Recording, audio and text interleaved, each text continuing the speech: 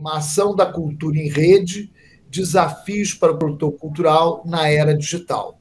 Esse é o tema, né, que eu acho um tema bem atual, né, um tema assim que nos interessa a todos, produtores culturais ou não, né? Muito embora seja o foco do produtor cultural, porque é um curso de produção cultural, obviamente, mas acho que é uma coisa de interesse geral, né? Todas as pessoas estão envolvidas de uma forma ou de outra, e temos aqui dois convidados muito especiais, que é o Zito, né, o Odilson, né, conhecido por todos nós como Zito, que se formou agora há bem pouco tempo na nossa exposição cultural, que vai contar um pouco dessa sua experiência e tal, né, com essa, como eu disse um pouco antes de começar a gravação, como estamos tão mergulhados nesse meio digital, nessa era digital, né? E isso vai ser uma contribuição legal que o Zito vai nos trazer aqui. E também o professor Luiz Maia, né, que também é professor de arte, mas também é artista, tem toda uma experiência. Teve um vídeo aqui na semana passada que foi postado, que ficou muito bom, né, que fica aí indicado a vocês, está lá no nosso canal do YouTube, quem quiser assistir o trabalho do professor Luiz Maia, está lá para o lazer de todos nós, né? Porque ficou muito bom e é um trabalho muito bonito que ele desenvolve. Então, na verdade, eu vou passar daqui a pouco a palavra para vocês, né? Mas eu queria só fazer um comentário bem rápido sobre o quanto é necessário a gente abrir esse tipo de espaço hoje em dia para discutir essa questão digital, né? Na medida em que nós praticamente estamos envolvidos dos pés à cabeça, né? Nesse momento digital, e é uma coisa que não tem retorno, né? Quer dizer, é assim, e daqui para frente isso vai só ampliando, ampliando, e nós temos que saber como lidar com isso, né? Como que a gente lida com isso? Como é que a gente lida com isso como artistas, como produtores culturais, como professores, né? Que a gente está aí tendo uma série de questões para resolver, né? Nessa questão mesmo desse ensino que muitas vezes se coloca como híbrido, muitas vezes se coloca só como digital ou só como presencial. Nós estamos nesse momento agora, inclusive, né, que algumas escolas estão retornando, inclusive, a esse momento presencial ou semi-presencial. Isso aí está uma variação muito grande, né, de região para região, de cidade para cidade, escola para escola. É uma realidade que a gente está enfrentando e que a gente tem que saber como agir nisso aí. Antes de eu passar a palavra aos nossos convidados, né, e junto dizer que a gente está muito feliz pela presença de todos eles, né, e também a presença de toda a nossa equipe, de todos os convidados que vieram para assistir, eu queria pedir ao Pedro que desse para a gente, eu sempre dou esse espaço para o Pedro, para ele explicar brevemente como que vai ser o funcionamento desse nosso tempo, desse nosso instante, né, de bate-papo sobre o tema, né, da importância do meio digital nessa hora para nossas ações culturais. Tudo bem, Pedro? Então, fica à vontade, Pedro. Boa noite, gente. Agradecer aos convidados, né? Então, a gente costuma fazer o seguinte: falas iniciais de aproximadamente uns 15 minutos, mas podem ficar à vontade, assim, para o tempo que vocês sentirem. Eu posso ir avisando no chat para vocês só terem uma noção, assim, não se perderem também, né? Eu, quando estou falando, eu gosto de ter alguém que vai me avisando o tempo, assim, senão eu. Nossa Senhora! Mas depois a gente abre para o debate, se alguém quiser fazer alguma pontuação, alguma pergunta, né? E depois alguns minutos, em torno de uns 10 minutos assim, para fazer a fala final, né? Para encerrar o debate, responder as perguntas que foram levantadas. Vocês ficam confortáveis de ser dessa maneira? Sim, com certeza. Então é isso, gente. Então, tá bom, gente. Vamos dar início. Então, eu vou. Nós não temos assim decidido de forma antecipada por quem começaríamos, né? Então, o que que vocês sugerem? Como é que poderia ser?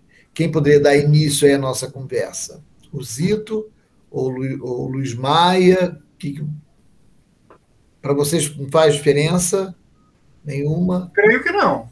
Por Não? mim, é. Então tá, a gente pode começar então com o Luiz Maia, Zito. Tudo bem para você? Tudo. Tudo bem? Então, Luiz Maia, fique à vontade.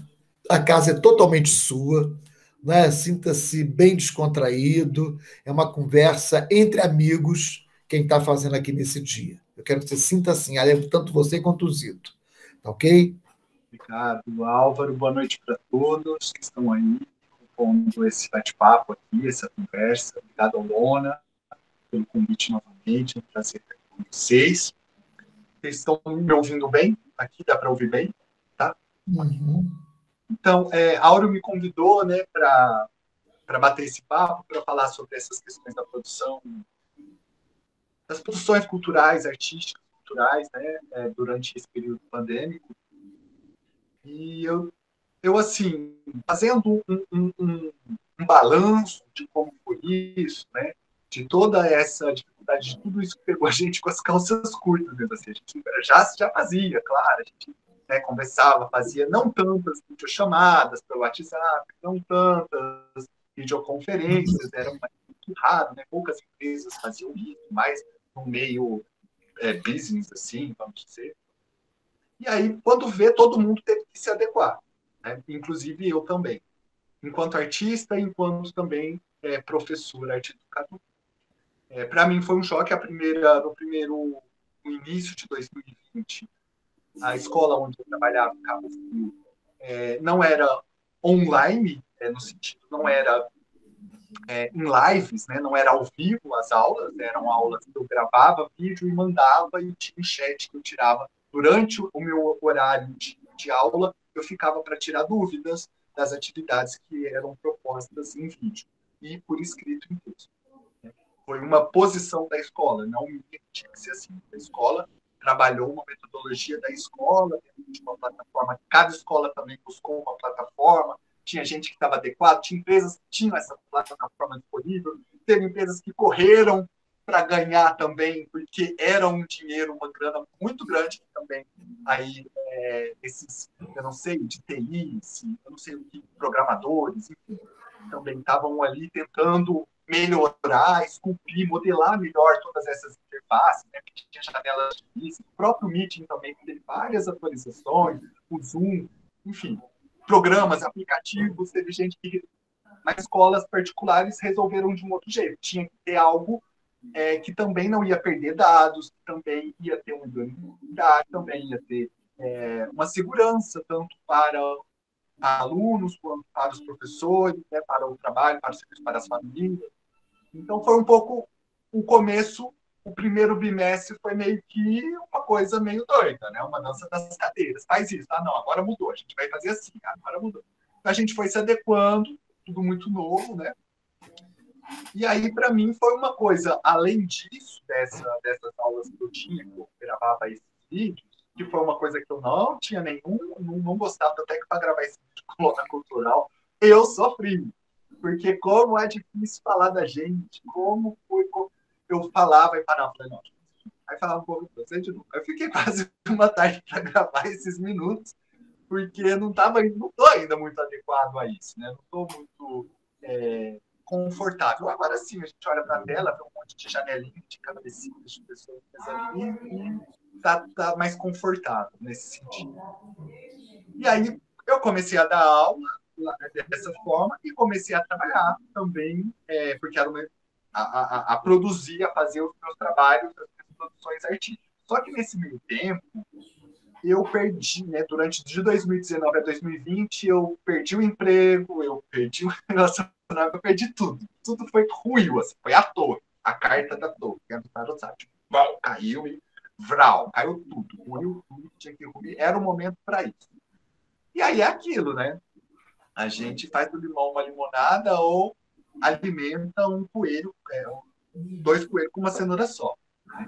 Então eu aproveitei essa fossa, tudo que estava acontecendo de mal, e para o artista isso é muito bom muitas vezes, né? Muitas vezes a gente precisa entrar nesse estado caótico, nesse caos, nessa desorganização, enfim, o universo se criou, a gente veio do caos, né? Então, se as coisas ficam muito certinhas, tudo muito organizado, tudo muito metódico, você não, eu, pelo menos, não consigo sair daquilo. Eu fico só naquela função de ficar organizando. E aí, de vez em quando, eu preciso desconstruir tudo, cair nesse caos para vir coisa nova, para vir uma onda nova. E assim foi. Então, eu peguei essa onda e tentei surfar nessa onda aí, né?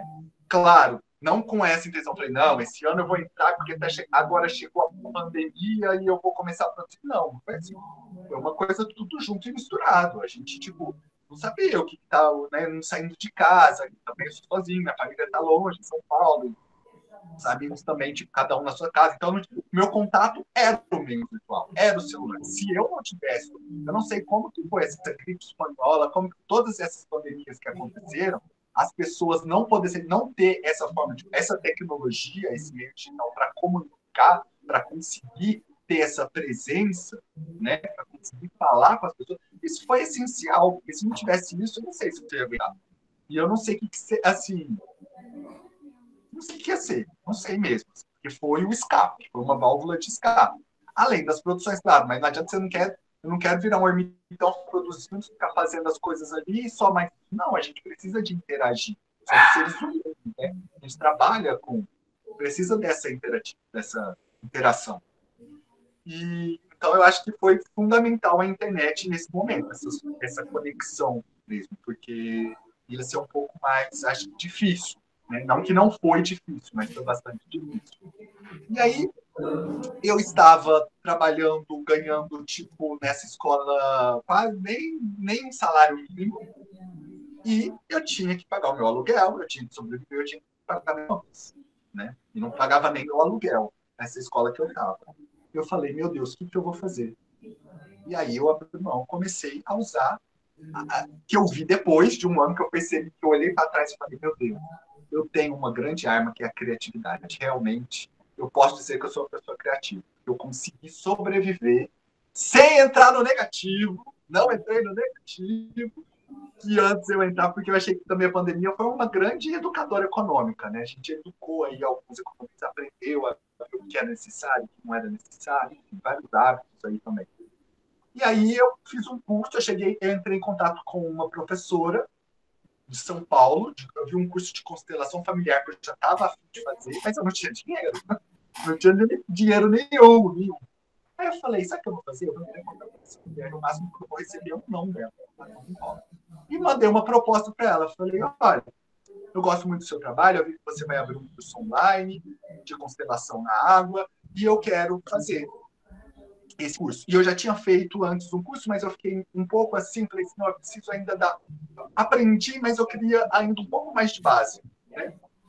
E aí eu propus para ela, eu falei, ó, você me dá o curso e eu faço 250 bonequinhos para você de constelação em troca. Você pode dar para os nossos clientes, para fazer uma promoção, sei lá, o que você acha?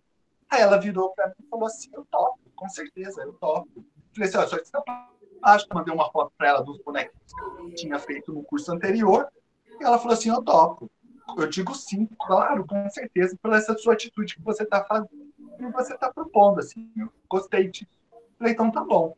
E comecei a trabalhar, e pedi pela internet, porque eu não podia sair de casa, estava aquela loucura, né, de aula, enfim, eu saía de casa ainda, saía com todo... Quando eu saía, mas era uma doideira, assim, aquela coisa de pegar até a sacolinha de plástico que eu estava passando na água sanitária, lá no balde, tudo estava sendo esterilizado. Aquela loucura. Saía ainda com pedra, saía com óleo essencial, com máscara. Enfim, tentar sair munido de todos os jeitos, de forma energeticamente falando. E aí eu comecei a fazer esses bonecos. Desses bonecos que eu fiz, ela começou a indicar para os alunos. Ela falou, você quer que eu indique? Eu posso indicar. Eu comecei a vender esses bonecos.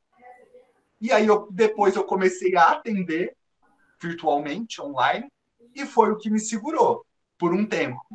foram esses bonecos e os atendimentos online em Constelação da Água, né? E aí, depois disso, já foi mais para o final do ano passado, né? Apareceu o Aldir Blanc, no final do ano, de dezembro para janeiro, apareceu o primeiro edital. Não consegui o auxílio antes, para os artistas, mesmo ganhando menos de salário, eu estava com... Porque eu, enfim, tinha umas questões lá burocráticas que não me dava direito, apesar que eu não tinha grana, mas não me dava direito. Isso eu fiquei possesso, porque eu tinha amigos que tinha casa própria, que estava ganhando dinheiro, enfim, que estava ganhando auxílio. Eu falei, poxa, até nisso, enfim, mas tudo tinha que ser como foi, né? Eu acho que foi importante para eu também levantar, sacudir a poeira e dar a volta por cima. Eu acho que isso foi muito importante entrar nessa loucura toda, porque eu fui fazendo os meus corres, né? E daí apareceu esse edital, o edital da lei número 2, tinha um edital de 5, 10 e 15 mil. Eu mandei um edital de 5, falei assim, eu vou arriscar no de 5, né? Vai que vai, que role, né? Aí apareceu o edital, que é um projeto que está em desenvolvimento, vai ser finalizado no final do ano, foi prolongado, né? Foi estendido para o final do ano, que é um projeto Lambi Lambi, que são os pontos de ônibus aqui de Rio das Ostras na pista, né? Na Amaral Peixoto, que eu vou fazer 10 pontos e dar uma oficina de lambe. E aí foi aprovado. E aí veio esse dinheiro, aí me salvou no final do ano, assim, tipo. E aí depois apareceu o prêmio grafite, intervenção em grafite, o plano da cidade. E aí eu me inscrevi também e peguei mais um dinheiro que me ajudou a passar o começo do ano. Que aí, logo eu consegui chegar nessa escola, que foi inaugurada esse ano, e aí eu dei uma acalmada, assim. Aí eu consegui, enfim. Aí agora, na verdade, foi bem, mas foi tudo uma loucura. O ano foi mais tenso, assim, não sabia o que iria acontecer, mas esse ano agora eu já tenho aquela garantia que vai cair ali, aquele valor X que eu consigo pagar já as minhas contas. Mas eu continuo produzindo, continuo fazendo as minhas obras, entrando em editais. Essa semana passada, acabei de mandar para o edital de publicação literária, mandei um livro infantil, que chama Come com a Mão, que se Deus quiser vai ser publicado. Dia 30 de agosto sai o resultado no Diário Oficial, né? E aí vamos ver. Mas esse não tem dinheiro, é só contrapartida de 80% dos livros publicados fica para o autor e 20% fica para o município para distribuir para a Secretaria de Educação e Cultura, né? Então vai dando esses pulos, a gente vai resolvendo da forma que continuo com os atendimentos online também, sistêmicos, né, em Constelação, na água, e continuo na escola. Tipo, acabei agora de chegar na escola, estou desde as 7h30 trabalhando, saí agora às 6 horas da escola e estou aqui. Então, a gente não pode parar. Eu acho que não tem dessa de parar, né? Não tem dessa de também, peraí, eu preciso parar por um tempo para ver se a inspiração divina vai chegar até mim. Não é isso. Não é isso. A gente tem que produzir sempre. Não tem, é mais transpiração do que inspiração, né? O artista ele é um operário como qualquer outro trabalhador. Ele precisa trabalhar e ter aquela disciplina diária de fazer, de produzir algo dentro da técnica, dentro da expressão da linguagem expressiva que ele desenvolve. Não que eu faça isso diariamente. Eu sou um pouco displicente, mas eu faço as minhas, pelo menos semanalmente ali, eu estou sempre mexendo com criação. Não tem como, minha cabeça está sempre a mil, assim, tá sempre eu me jogo. Eu fico curiando, eu sou muito curioso. Então eu vou ali, falou disso, eu jogo ali e vou atrás daquilo e começo. Aí depois eu falo de uma coisa, eu quero, tipo, abrir o edital do livro, vou mandar, eu tenho um livro, por que eu não vou mandar, né? Um livro que eu fiz na faculdade, na época do disciplina de texto e imagem, que eu guardei, tinha um boneco do livro, falei, vou mandar. Vou refazer, aí nas férias agora, que eram minhas férias 2 semanas, eu fiquei refazendo o livro, por conta das imagens que foi feito em 2004, então assim, não tinha nem câmera digital direito na época, era uma complicação. Então, agora eu tive que refazer, redesenhar, enfim, colocar em formatos digitais, essas coisas todas, e fiquei trabalhando, né, nas séries aí. Tô produzindo. Tinha a galeria também, né? Não sei se eu passei. Me fala aí, Pedro. Qualquer coisa você me fala se eu já passei uns 15 minutos aí. Se eu começar a falar aí, eu se investe e vou. Mas. E tô com a Galeria Resolve, né? A Galeria Resolve, que é @galeria.resolve no Instagram, que é um espaço, uma galeria virtual dos meus alunos, as produções do qual eu faço essa curadoria dos trabalhos, né? E em 4 de novembro vai ter uma exposição na Casa de Cultura. A gente vai ocupar as 2 salas da Casa de Cultura e vamos ter um olhar sobre dos jovens, das crianças, dos adolescentes, digamos assim, né? Porque, na verdade, vão ser trabalhos de alunos de 8º, 9º, 1º, 2º e 3º ano do ensino médio. Então, vai ter uma mostra de videoarte e fotografias, que é uma mostra mais preto e branca, sobre o olhar pandêmico, né? Sobre a visão deles na pandemia, dentro de videoartes e fotografias. E na outra são pinturas digitais feitas, paisagens de Rio das Ostras, que são paisagens turísticas aqui de Rio das Ostras, feitas digitalmente. Então, é tudo isso, na verdade, que foi feito no primeiro bimestre, durante ainda o período que estava... 15 minutos, ok. Que a gente ainda estava no virtual, no online. Então, todos esses trabalhos, até hoje que está na galeria, foi tudo feito virtual. Foi tudo online. Tudo em casa, tudo feito... Então, assim, é possível produzir e colocar os outros para produzir? Sim, é possível, né? Mas aí a gente vai ver depois. Tem qualidade, tem coisa que funciona, tem coisa que não funciona, mas... O nome da galeria é galeria.resolve no Instagram. Tem lá na minha bio, o link na bio também, eu tenho o nome lá. Só clicar que já entra direto. Galeria.resolve. Galeria.resolve. Uhum. É isso. E aí, eu já dei os 15 minutos, depois eu falo mais um pouco sobre a galeria, sobre os trabalhos que eu criei durante a pandemia, os meus trabalhos, né, com todo esse trabalho de terapia. Com certeza, Luiz. Antes de eu passar a palavra para o Rodilson, eu queria só lembrar uma coisa, que ainda dentro da fala do Luiz, que é o seguinte, o Luiz você já deve reparar, abriu a fala dele usando uma expressão que para mim é fundamental no nosso campo de trabalho: criatividade. Ele começou com essa palavra. Essa palavra, a palavra de abertura dele, achei fundamental que ele começasse por aí. Que ele abrisse, né, a caminhada dele na nossa discussão, nesse nosso papo descontraído aqui, com a palavra. E eu vejo, Luiz, que por toda a experiência que você mencionou, as dificuldades que você teve ao longo de toda a pandemia, que não foi só sua, né, que na verdade a dificuldade de toda uma população, acho que do mundo até, né, mas do país em especial, no nosso, né, que eu acho que é uma expressão que a gente às vezes usa muito, e eu acho que para o campo artístico, para o campo cultural, ela tem uma força surpreendente e se baseia muito na criatividade, que é você se reinventar. Porque o que você fez foi muito isso, né? Você se reinventou 24 horas por dia nesse período todo. E se reinventou em grande parte, pelo que eu pude sentir, usando exatamente os meios digitais. Né? Quer dizer, a partir deles, e por conta, a própria galeria Resolve, que você comentou, é uma galeria no campo virtual, que foi uma dessas suas reinvenções, né? De você mesmo. Né? Então, isso é uma coisa bacana da gente registrar. Né? Quer dizer, por conta da sua própria criatividade, você conseguiu se reinventar, né? Conseguiu formar, né, outros Luizes do Luiz base que você já tinha. Né? Isso é muito bacana, né? Porque a gente é uma metamorfose ambulante mesmo, né? Isso aí não tem jeito, né? Não tem como negar aí os versos do Raul Seixas, né? Realmente nós somos e somos metamorfoses ambulantes. Acho que devemos ser conscientes disso, né?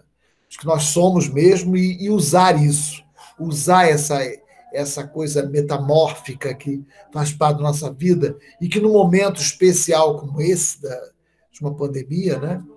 Ela pode ser também aproveitada, quer dizer, a gente não pode dizer, a gente ouve isso, né, que a pandemia tenha sido só tragédia, tenha sido só problemas, né? No meio disso tudo que você falou, do próprio caos, você pode fazer surgir coisas importantes e fundamentais, né? Do caos pode vir também muita coisa que é geração de coisas novas e que vai dando novos olhares para a gente sobre tudo, né? Sobre todas as coisas, todo o processo.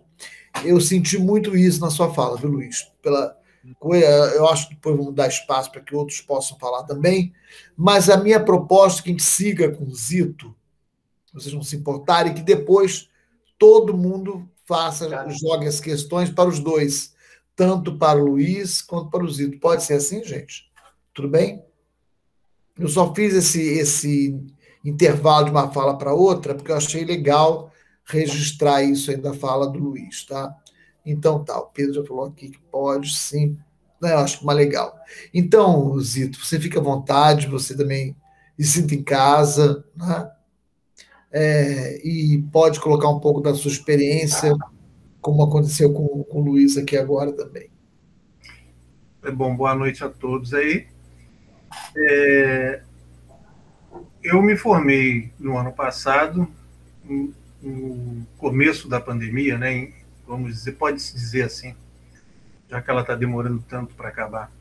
Era agosto, e quando foi, acho que em junho, a UF abriu uma janela, eu já estava em TCC2 e foi realmente um desafio. Mas eu queria dizer um pouquinho antes disso, acho que talvez uns 10 anos atrás, como você já falou, Áureo, já havia um começo de ensino à distância, né?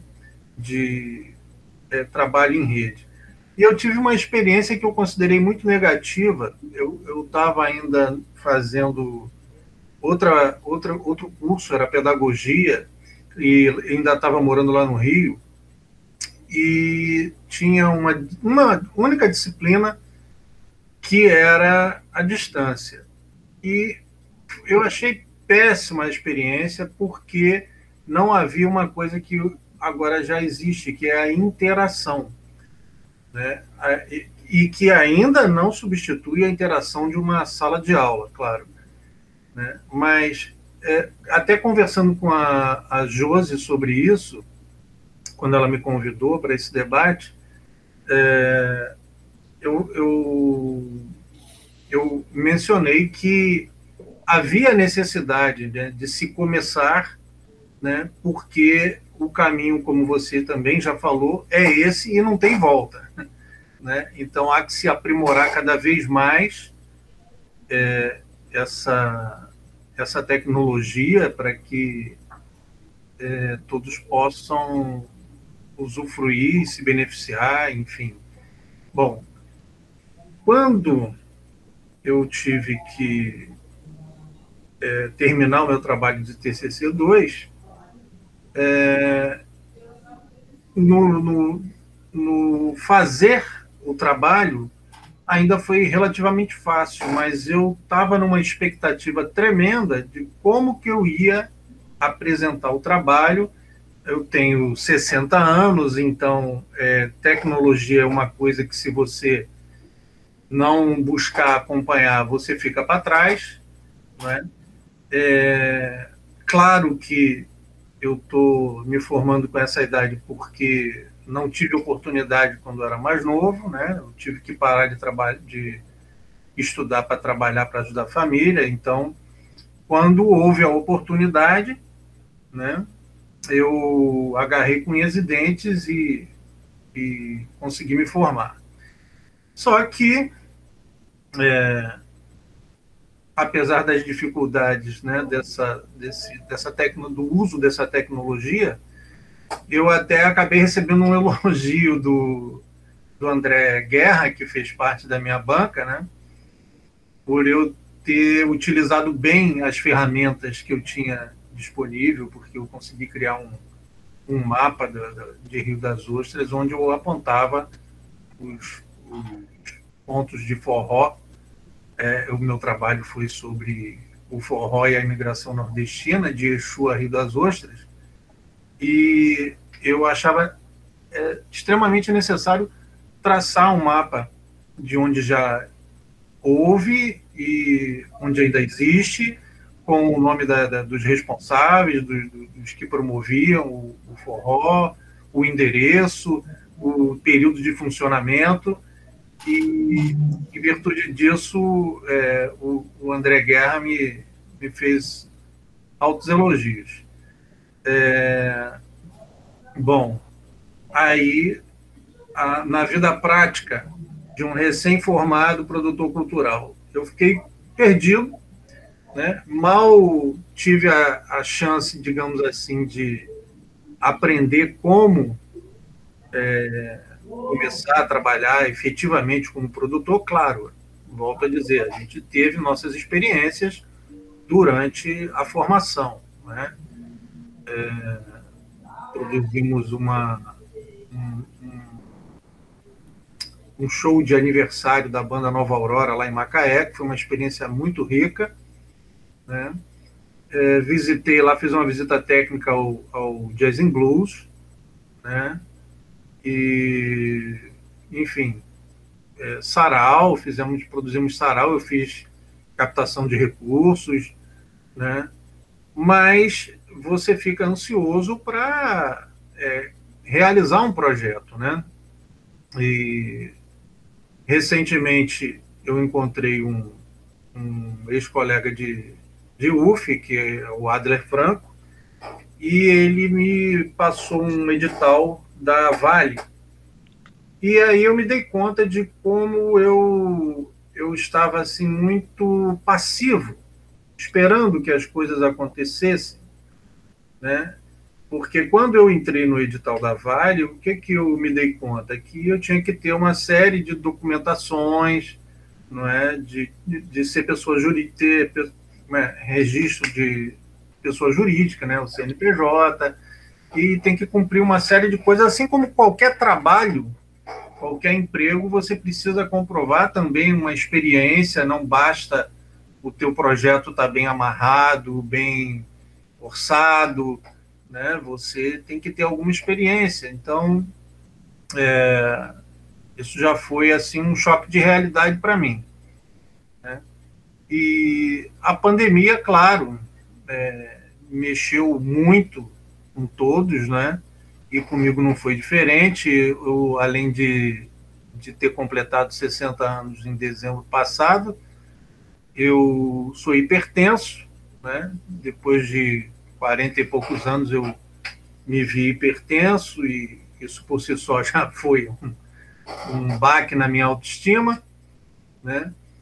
E tinha muito medo de contrair o vírus. Então eu ficava em casa pedindo qualquer tipo de coisa pelo telefone, mercado, ração para o cachorro, remédio na farmácia, tudo por telefone, para reduzir ao máximo o contato externo, né? E para piorar essa situação, o nosso governo atual, né, ataca de negacionismos, né, de autoritarismo, de conservadorismo, de fake news, não é? E a situação, acho que acabou se prolongando demais, muito por conta disso aí, né? E eu, o que eu tenho a dizer é por aí, é que me faltou tempo por conta da pandemia para que eu pudesse procurar desenvolver o trabalho como produtor cultural. E eu testemunhei, claro, como cidadão, a dificuldade de artistas como o Luiz aí mesmo narrou, no caso dele, né, que logo no começo estavam entrando em desespero, porque como é que a gente faz? Eu trabalho em, né, diziam, trabalho em barzinho, você não pode lotar o bar. Aliás, não podia nem abrir o bar, eu acho, né, no começo, quando se começou a fazer o isolamento social, e o cara preocupado, vou viver de quê? E aí demorou para vir a lei Aldir Blanc, né, porque o cidadão comum ainda teve o auxílio emergencial, eu mesmo consegui, a minha esposa também, e nesse ponto foi bom para a gente, porque a gente não tinha um salário, a gente trabalha num prédio como zeladores em troca da moradia, mas você tem que sobreviver, né? Você tem que, como todo mundo precisa comer, né? E aí como é que faz? E claro que não foi o governo que deu isso aí, né? Foi uma luta dos parlamentares, que nem sei que tal, não era a maioria, mas acabaram conseguindo aprovar esse auxílio emergencial aí que salvou muita gente. Bom, ligado a isso aí, eu tive a oportunidade de ler um artigo da Lia Calabri, onde ela diz que ainda no início da pandemia, Niterói, esse número me espantou muito, fechou 32 unidades culturais. Ela não especificou quais, mas fechou 32 unidades culturais, né? O Conselho Municipal de Política Cultural teve a iniciativa de criar um grupo de trabalho para debater e propor ações para reduzir os impactos da pandemia, que realmente era muito grande. Eu ficava até dividido com relação aos artistas que eu conheço, né, às vezes só por Facebook, né, porque eles queriam trabalhar. E eu, do meu lado, pensava, mas não pode, porque você vai propagar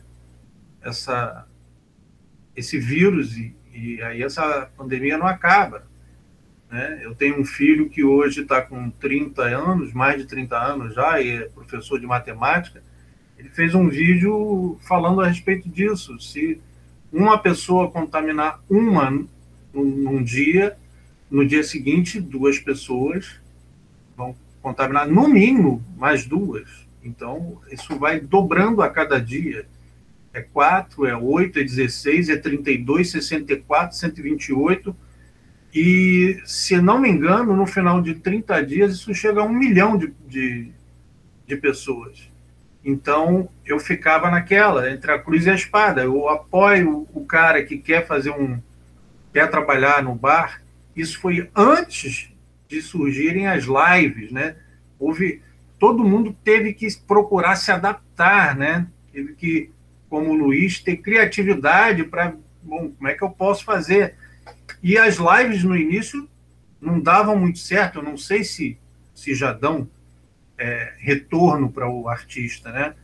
Mas um artista de música, uma live, às vezes, no início não tinha público, ou o público que tinha não colaborava através do Pix, não é?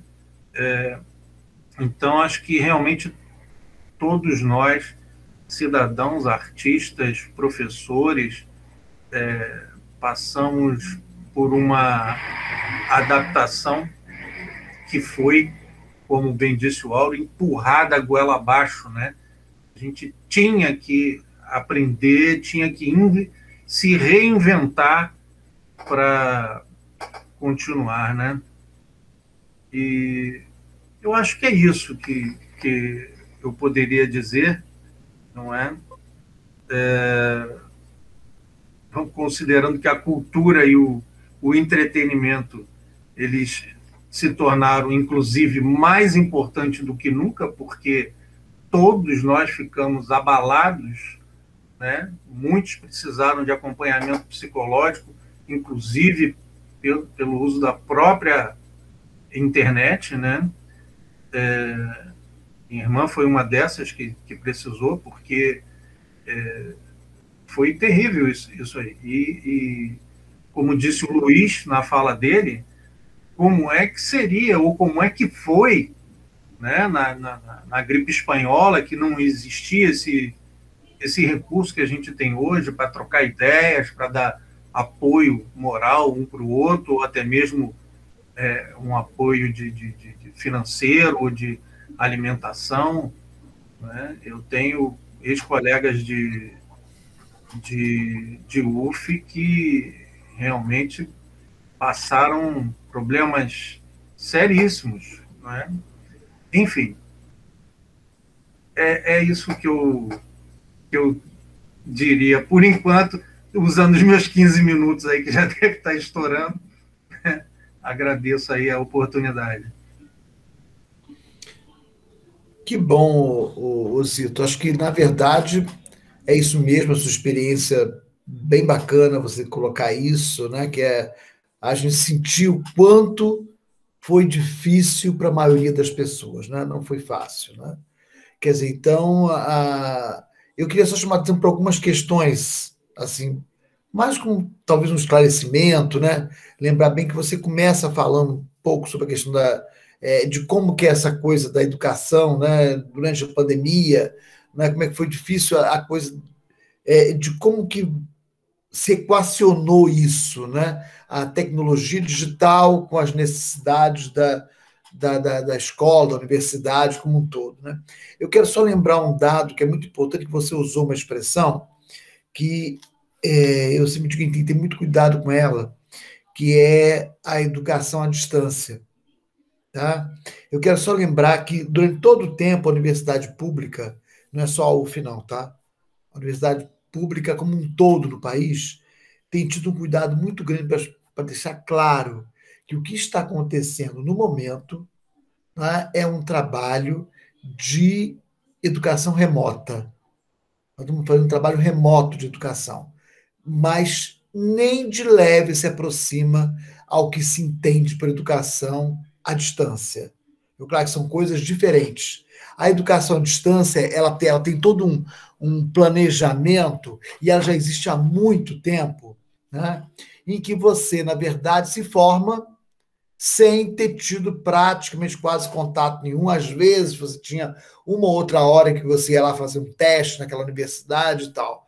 E você tira seu certificado a partir disso.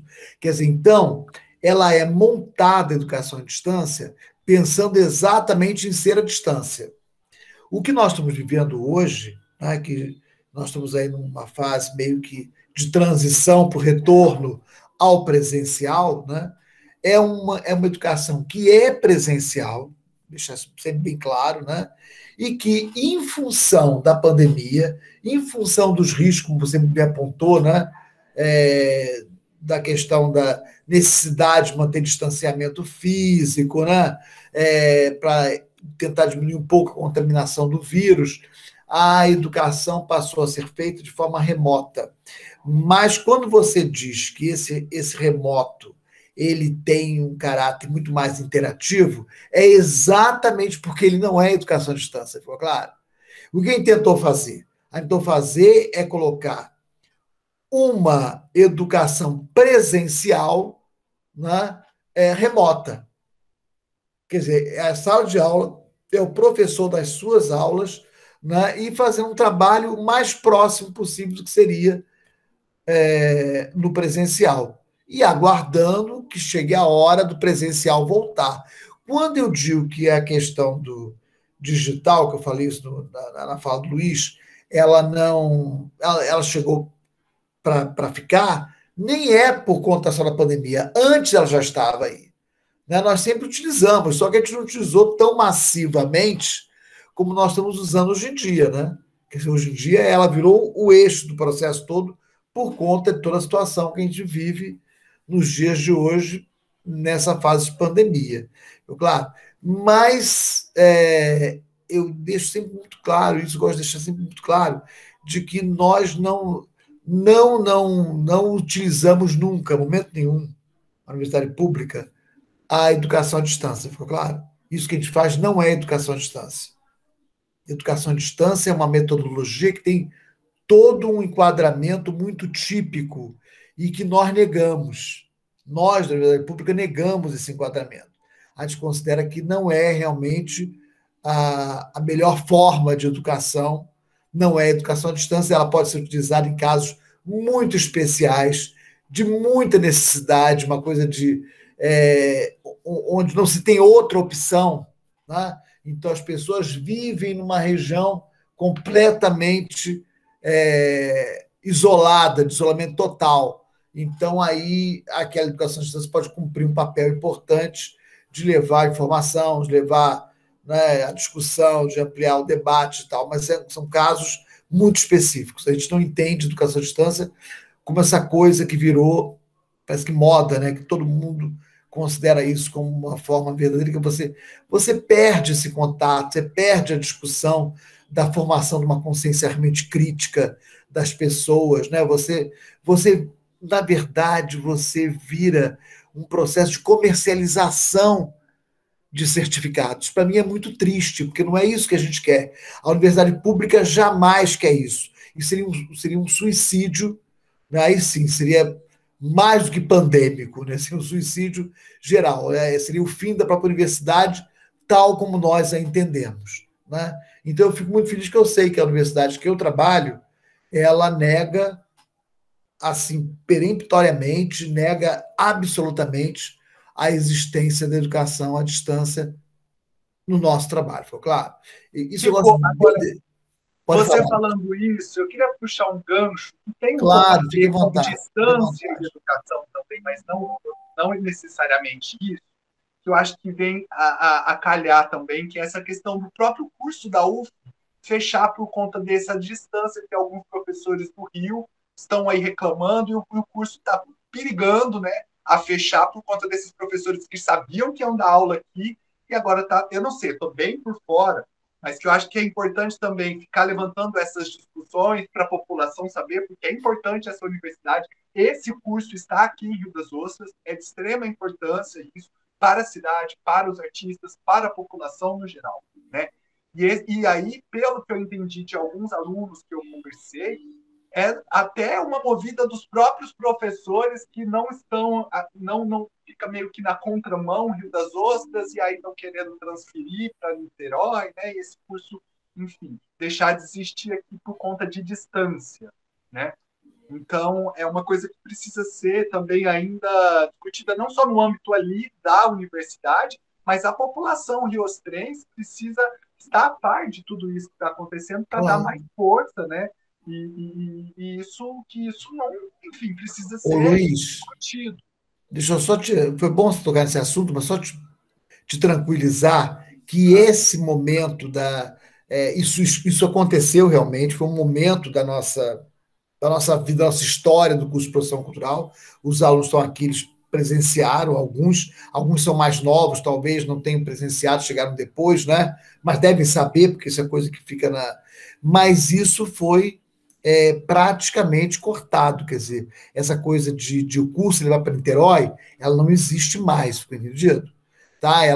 Isso realmente foi cortado, e foi porque houve todo um contramovimento, né, por parte de alguns professores daqui mesmo, de Rio das Ostras. Eu falo daqui mesmo, eu não estou em Rio das Ostras não, tá, gente? Eu até estou com esse frio todo, eu estou em outra cidade, eu estou em Porto Real, que fica perto de Resende, aqui no sul do estado, estou em outra cidade. Então eu falo, é hábito, né? Eu falo aqui Rio das Ostras, porque eu moro em Rio das Ostras. Segunda-feira eu estou de volta, mas estou passando uns dias com a família aqui, uma parte da família que mora aqui, minha filha, meus netos e tal. Então eu vim passar uns dias com eles e por isso esse frio todo, porque está muito frio. Mais do que Rio das Ostras, muito frio.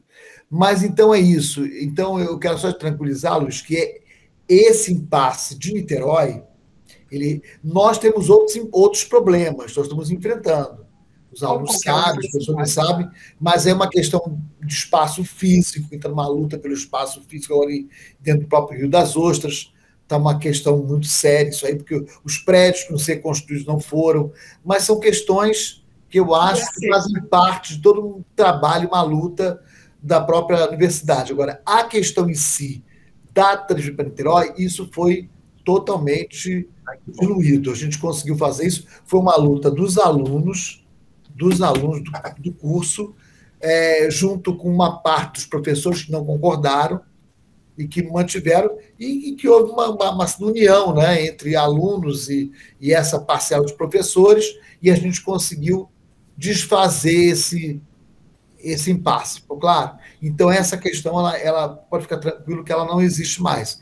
A nossa discussão agora passou para um outro âmbito, e os professores estão todos juntos nessa discussão. Não se fala mais em transferência do curso de produção cultural para Niterói. Isso não existe mais. Ótima notícia. Muito boa. Ou do cancelamento do curso. também não...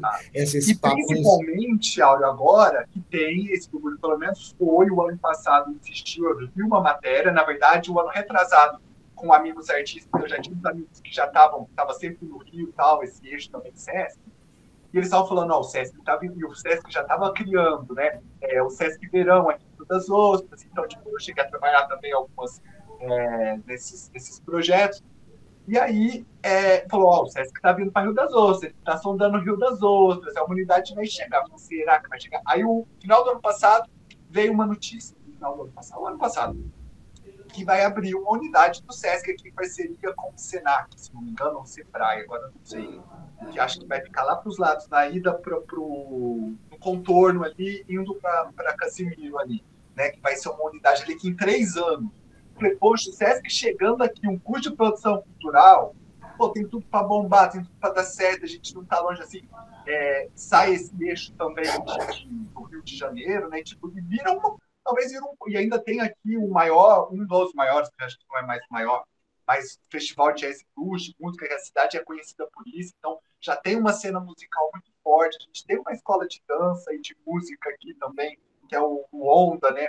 De teatro, que é assim, da UDRT, formam professores, artistas com DRT e professores profissionais dessa área, né? Apesar que está passando por uma transformação também bom, eu também gostei. Gente, está vindo o Sesc aí, se Deus quiser. E assim, vai bombar. O Sesc, quem já trabalhou no Sesc sabe o que é uma estrutura de Sesc, né? Pelo menos assim, em São Paulo, o Sesc funciona muito bem, porque eu já fui em alguns outros estados, tipo Mato Grosso, já visitei Sesc, que você fala assim, nossa, isso parece um clubinho, isso não é Sesc. E aqui no Rio ainda é bom, mas não é como algumas outras, né, tipo um Sesc Pompeia, um Sesc Centro, ali central, ali que está agora em São Paulo, né? Tem, enfim, uma mega super estrutura aí, mas eu acho isso muito interessante, eu acho que vai fortalecer ainda mais, né? E o Sesc faz essas costuras, né?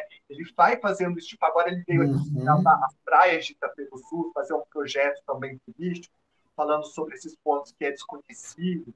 Então ele consegue trazer um resgate também de memória da população, enfim, vai ser tudo. Sim. Né? E vai ter também muitos empregos aí para a galera da área cultural, dos artistas, vai ser fantástico.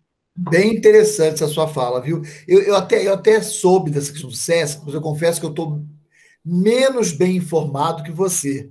Você agora colocou algumas questões, até me atiçou a curiosidade em procurar me informar mais sobre a questão do Sesc. Eu sabia que ia acontecer isso, que ele estava sendo trazido. Esse assunto eu ouvi, até na própria produção cultural mesmo eu vi esse assunto. Mas não até pela questão nossa de muita coisa que a gente faz todos os dias, né? A gente fica 24 horas ligado no ar, né? Então eu realmente confesso que eu não me inteirei tão a fundo como parece que você já chegou a perceber, né? Você está bem mais informado do que eu com as possibilidades do Sesc aqui. Eu realmente concordo com você totalmente que é questão da gente procurar saber e já começar a estabelecer laços, né, com eles. Eu quero trabalhar no Sesc. Quero nem saber, uma vaga minha. Sim, então, com certeza. Espero que sim. Mas eu vou querer. Uma então, vaga tá. minha. Ô, gente, de certa forma, olha só, fizemos um debate, estamos aqui, já são 8 horas, estamos já na hora mesmo das nossas finalizações. Eu não sei o que o Pedro tem em mente aqui, né, que ele faz a mediação junto comigo, mas eu penso, Pedro, que poderia deixar agora os minutos finais para que eles possam fazer as suas finalizações, o Luiz e o Zito, mas eu gostaria só de perguntar se alguém tem alguma questão, porque aí eles já introduziriam já nessa fala final, para a gente não poder perder muito tempo pela hora avançada que a gente já está. Alguém gostaria de fazer alguma pergunta, tanto ao Zito quanto ao Luiz? Né? Eu quero, antes de mais nada, agradecer muito aos dois pela presença e por essa contribuição muito legal que trouxeram aqui para o nosso debate. Tá? Mas alguém gostaria de levantar alguma questão, gente? Um de cada vez, um de cada vez. Não precisa empurrar, Se fala um de cada quiser, vez. se quiser colocar no chat, gente, também, se tiver envergonhado. Gente, fiquem à vontade aí, então. Alguém, se alguém Eu quiser vou. fazer, que se não fizer, nós vamos passar a palavra para os dois convidados finalizarem as suas falas, né? De repente, até nesse debate final agora, quem sabe, apareceu mais alguma questão que vocês dois gostariam de fechar. Eu Eu vou. queria fazer uma pergunta, assim, que é um Então, tá, pode falar. levantamento, mas ao mesmo tempo, né? Que eu acredito que essa transformação da presencial para a era digital, para o artista, né? Ele é muito difícil se a gente for pensar nessa questão financeira, sem dúvida, porque dentro da expressão cultural, assim, dentro da arte, né, a gente meio que já pensa em aglomeração. Então a gente pensar que não pode aglomerar, como que a gente faz, né? Só que eu acho que um ponto também muito complicado é como que a gente traduz, né, tipo, a nossa expressão artística para o mundo digital, né? No sentido de que no presencial você consegue, é olho no olho ali, né? As pessoas sentem aquilo, tipo, a música ela entra na pessoa, né? Ou vendo um filme no cinema, ou assistindo uma peça de teatro. E a minha pergunta é nesse sentido, né? Como que no trabalho de vocês conseguiram, tipo, fazer essa tradução, né, para o meio digital? Ou então, se não conseguiu e teve que fazer uma outra forma, né?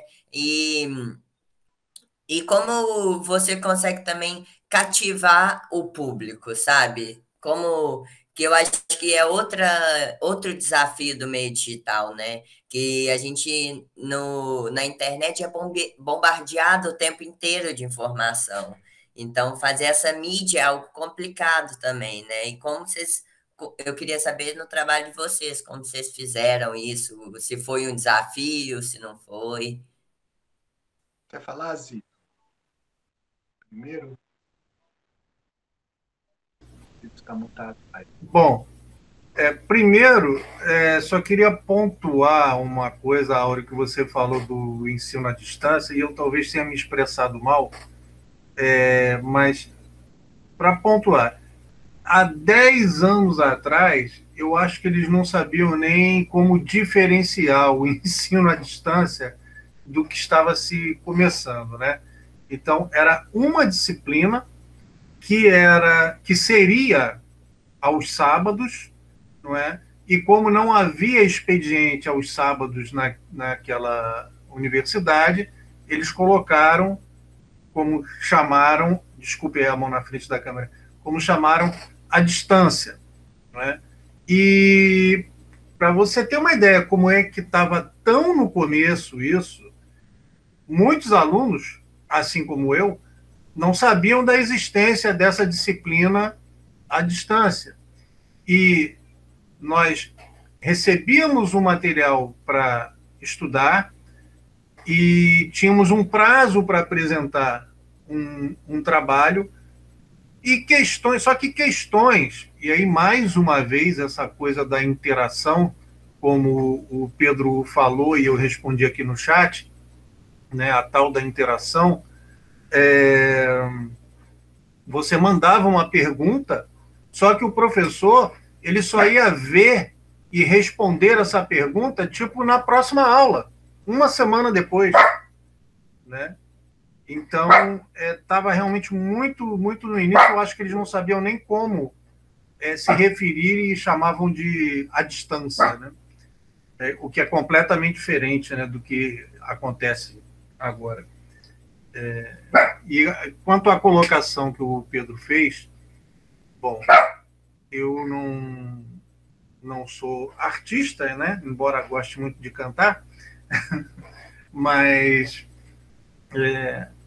o meu aprendizado, né, com relação a essa necessidade de aprender, de se adaptar, de se reinventar, foi durante a apresentação do TCC, E eu acho que eu esqueci até de comentar que quando o Dil, que foi o meu orientador, disse que eu precisaria apresentar um PowerPoint do trabalho, eu fiquei apavorado, porque eu pensei, como assim? O negócio vai ser online, eu vou apresentar PowerPoint? Como?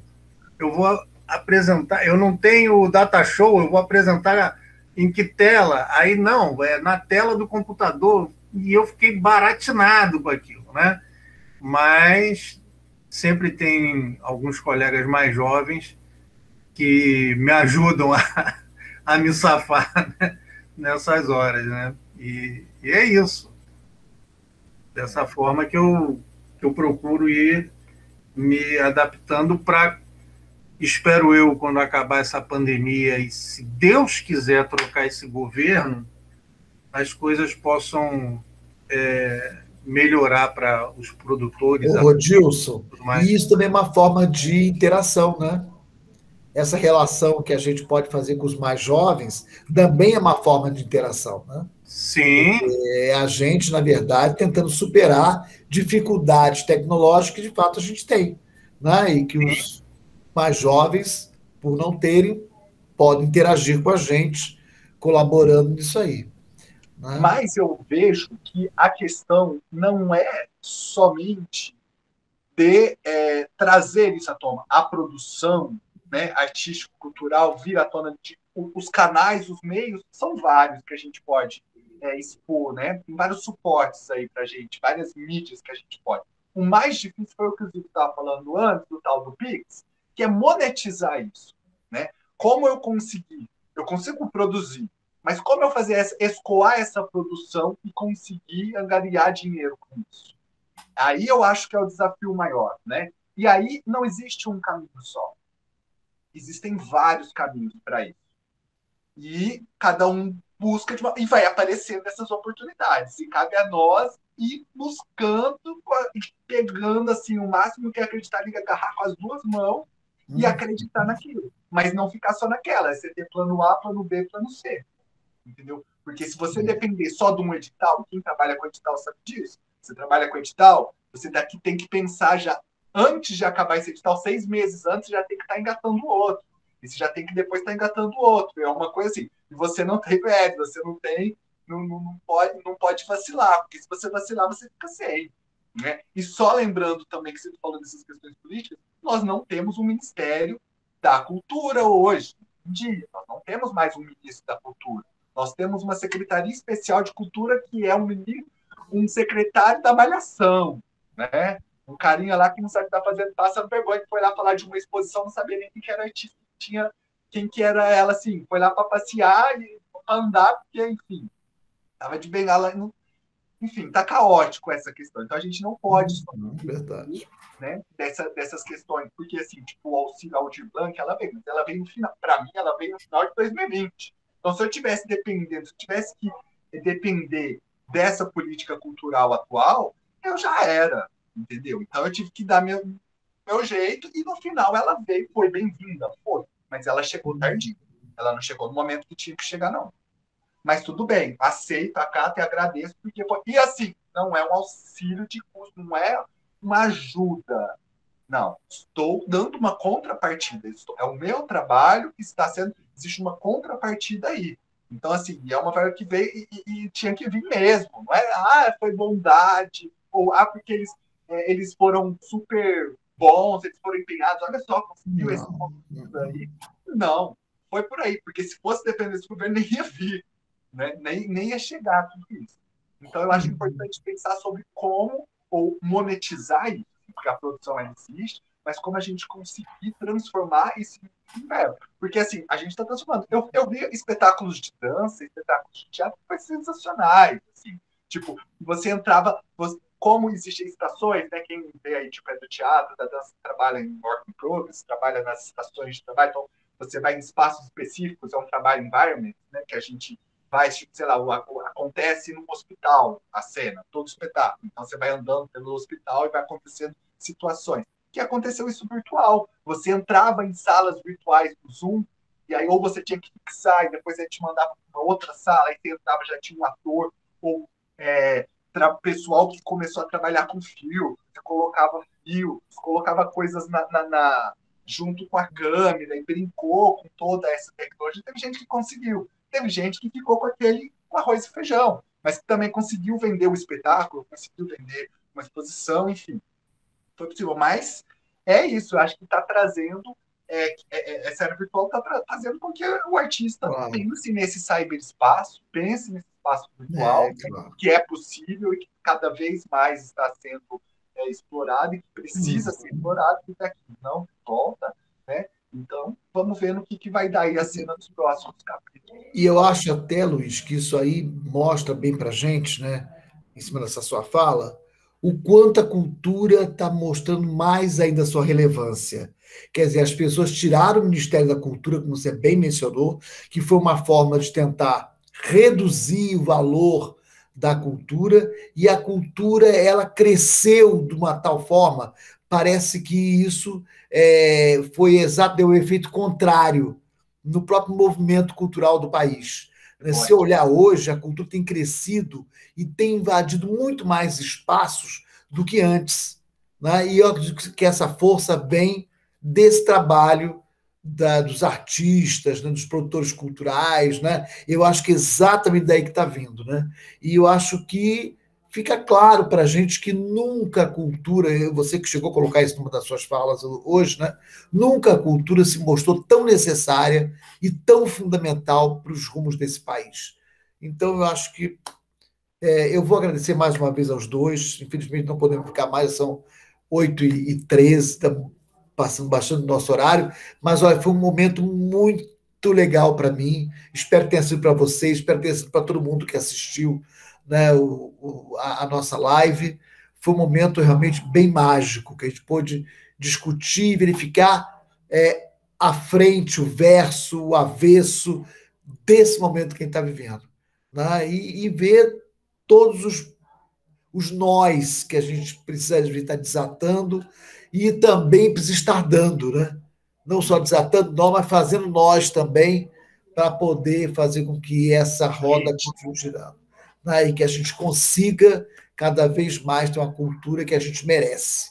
Né? A partir disso tudo que a gente viu aqui, criatividade, de estar se reinventando, como vocês bem mostraram aqui nesse debate. Ok?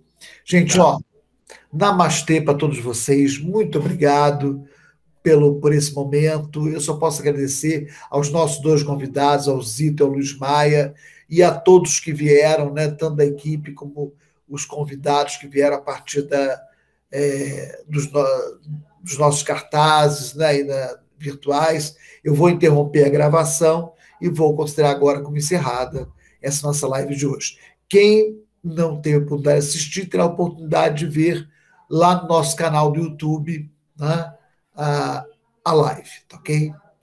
Um grande abraço em todos, gente. Valeu. Estamos encerrando aqui, ok? Muito obrigado.